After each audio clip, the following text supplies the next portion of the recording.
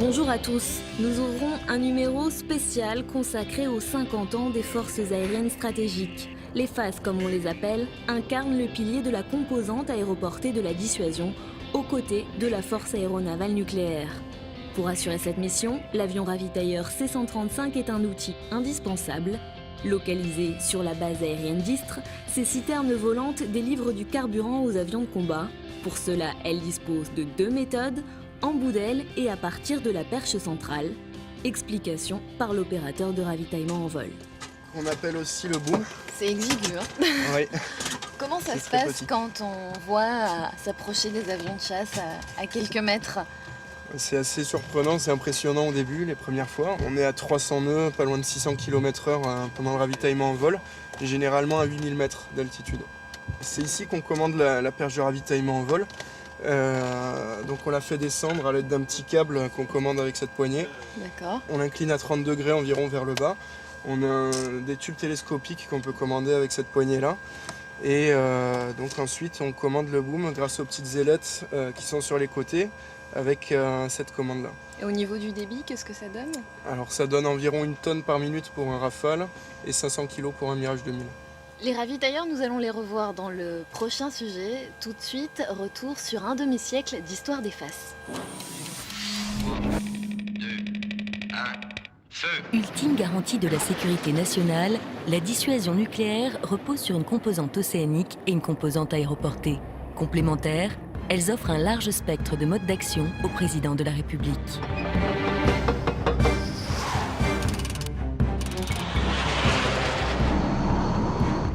Les forces aériennes stratégiques de l'armée de l'air s'appuient sur 2 escadrons de chasse, un groupe de ravitaillement en vol et des unités de soutien technique qui s'entraînent aux différentes phases de cette mission. Le centre opérationnel des forces aériennes stratégiques suit en permanence l'état des moyens. Il programme, conduit les opérations et peut planifier sous faible préavis les raids aériens nucléaires.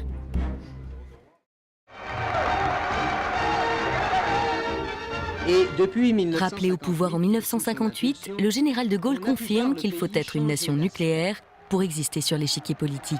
les lignes de force qu'il a tracées orientent encore une fois l'avenir de la France. Il veut redonner un destin au pays, tirer les leçons du passé. La débâcle de juin 1940, le chantage nucléaire soviétique durant la crise de Suez, ne devront plus se reproduire. De l'idée à la réalisation, 6 années seront nécessaires. L'extension de l'industrie nucléaire manifeste bien que la France, dans ce domaine, veut aller de l'avant. Le commissariat à l'énergie atomique va entreprendre des recherches scientifiques et techniques pour mettre au point une bombe atomique. Le 13 février 1960, la France procède au premier essai de cette arme au sud de l'Algérie, en plein désert. Dassault va créer le porteur de cette bombe à gravitation. Le Mirage 4 est un bombardier stratégique biréacteur capable de voler à Mach 2, soit 2 fois la vitesse du son. Il connaîtra plusieurs évolutions durant sa vie opérationnelle. Des changements minimes sur sa structure vont lui permettre notamment de voler très bas et très vite pour échapper aux défenses adverses. La création des FAS est officialisée par le décret du 14 janvier 1964. Le 8 octobre, la première alerte nucléaire est prise depuis la base aérienne de Mont-de-Marsan. La dissuasion nucléaire devient une réalité. En 1988, le système d'armes Mirage 2000, avec le missile air-sol moyenne portée, rentre en service sur la base aérienne de Luxeuil. Et c'est une double rupture technologique qui s'opère. Doté d'un radar de suivi de terrain, cet avion de 4e génération est conçu pour pénétrer à basse altitude et à grande vitesse les défenses adverses. Il peut ainsi attaquer des objectifs à moyenne portée. Propulsé, guidé, plus de 400 km d'autonomie pour une vitesse de pointe supérieure à Mach 3. Ce missile à centrale inertielle vole de façon évolutive et autonome. Depuis 1996, la France a arrêté définitivement ses essais nucléaires. Désormais, la garantie des armes est assurée par la simulation. Le programme de simulation est composé de 3 volets. Un volet de physique destiné à écrire les équations mathématiques qui représentent le fonctionnement des armes.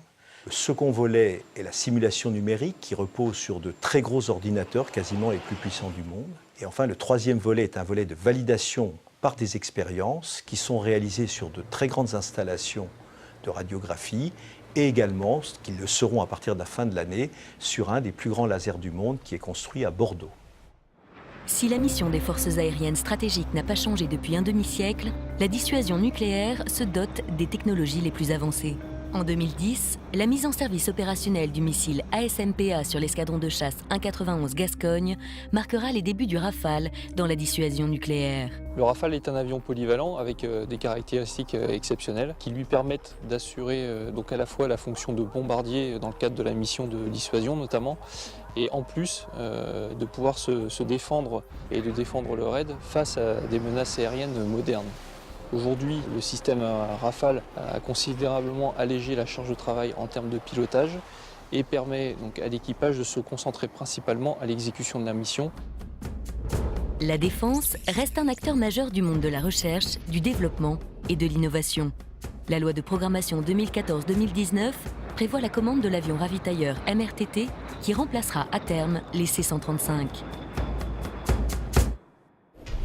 Le missile air-sol de moyenne portée amélioré sera retiré du service actif d'ici 2035. La Direction générale de l'armement travaille dès à présent sur la propulsion du moteur par statoréacteur du futur missile. Et le concept, c'est d'aller toujours plus vite, plus loin, plus manœuvrant. Il faut monter en gamme, notamment en vitesse. Et pour cela, nous avons le domaine véloce, donc des vols de croisière à des Mach entre Mach 2 et Mach 5, et des vols de croisière à des Mach supérieurs à 6, qui est donc le domaine hypervéloce, ou qu'on appelle aussi hypersonique.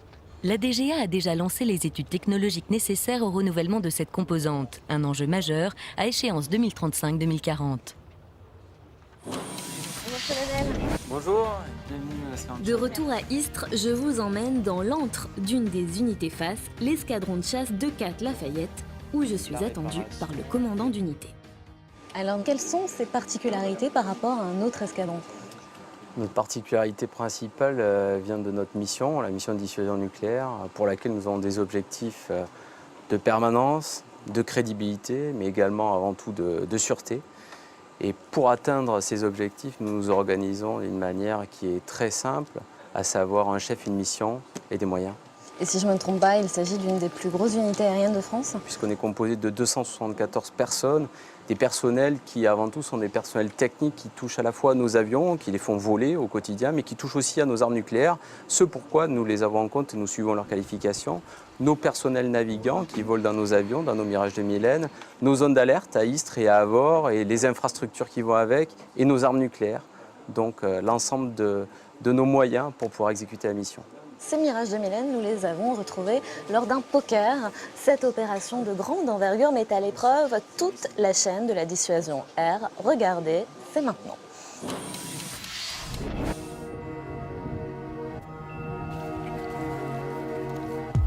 Prise d'alerte, Hangarette 5.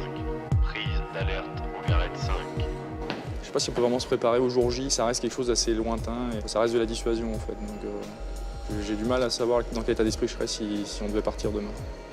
C'est sans doute l'une des opérations les plus confidentielles, nom de code Poker, pour un entraînement à la mission ultime, le raid nucléaire.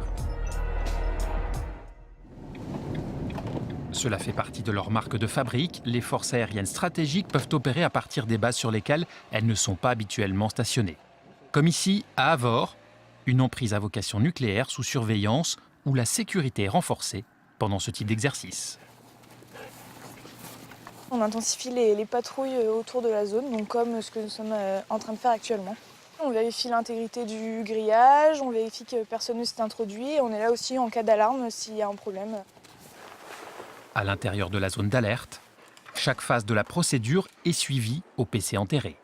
Ouais, il n'avait pas le fuel pour aller sur le tanker. Ouais. Le but de cette opération est de suivre et de mettre en œuvre la mission de dissuasion de manière la plus réaliste possible, en s'adaptant aux contraintes du temps de paix. Et on suit les ordres des COFAS qui nous mettent en alerte conformément aux directives du président de la République. Nous avons également des moyens pour rendre compte de l'application de ces directives.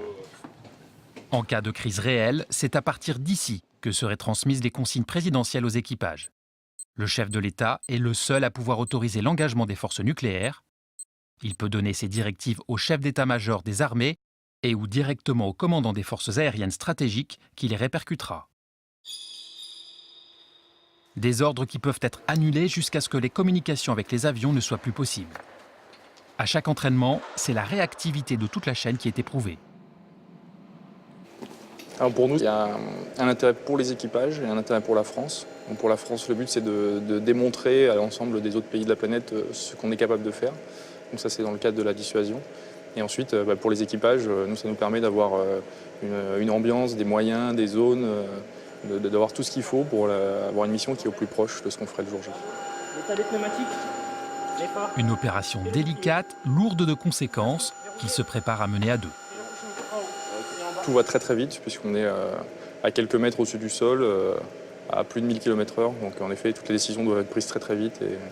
Et c'est le but qu'on soit deux, qu'il y en ait un qui puisse se concentrer sur l'évitement du sol et l'autre réfléchir à tout ce qu'il y a autour de la mission, à l'évitement des menaces. En alerte sur l'ensemble du territoire, Mirage 2000N, Rafale, ravitailleurs C-135 sont prêts à mettre en route au coup de sifflet. Les avions de chasse décolleront en 2 vagues, se rassembleront en l'air pour aller jusqu'au tir fictif du missile ASMPA.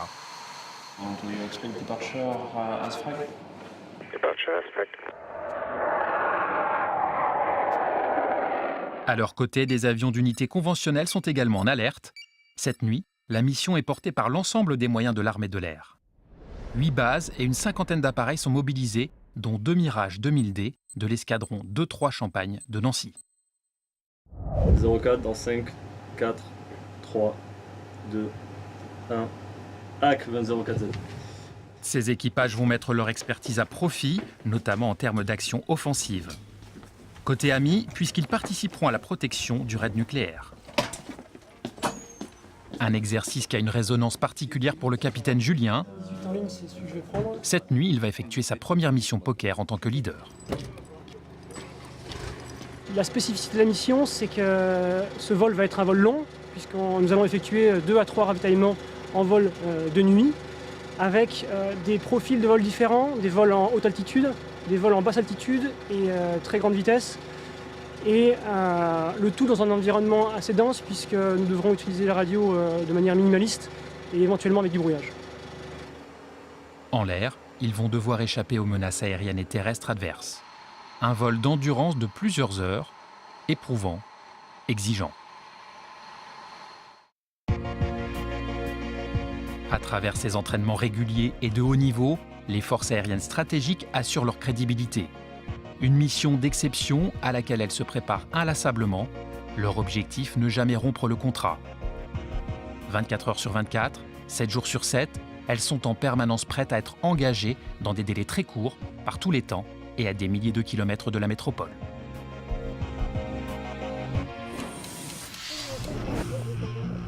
Changement de décor. Je vous retrouve maintenant en région parisienne, dans un des lieux des plus secrets, au PC enterré de Taverny. À une cinquantaine de mètres sous terre est installé un des 2 centres d'opération des forces aériennes stratégiques. Alors ici, c'est un centre névralgique? Oui, c'est le centre d'opération donc des forces aériennes stratégiques. Et c'est à partir d'ici que nous suivons l'activité de toutes nos unités, à la fois dans leur mission d'entraînement, avec les Boeing ravitailleurs ou la météorologie. Et à partir d'ici, donc, la disponibilité et la mission de nos avions. Cela représente combien d'hommes environ? 1300 personnes pour le commandement, mais ici, dans ce centre d'opération un peu stratégique, 60. Avec des pilotes de chasse, du contrôle de défense aérienne pour toute cette activité. Alors il y a une autre particularité des unités aériennes d'EFAS, elles ne font pas que des missions nucléaires, il y a aussi des missions conventionnelles. Tout à fait. Depuis le Mirage 4 qui était bien dédié à cette mission nucléaire, aujourd'hui le Rafale et le Boeing C-135 avec le Mirage 2000N sont des avions que l'on rencontre sur tous les théâtres d'opération et notamment la défense aérienne par exemple du territoire. Merci Général, je vous laisse avec vos hommes. Au revoir. Merci. C'est devant cette galerie de portraits de pilotes que s'achève ce numéro spécial. Nous en profitons également pour souhaiter un très bel anniversaire à l'armée de l'air qui fête cette année ses 80 ans. Restez en contact avec nous grâce à nos réseaux sociaux Facebook et Twitter. Et puis bien sûr, comme d'habitude, rendez-vous le mois prochain pour un nouveau numéro du Journal de la Défense.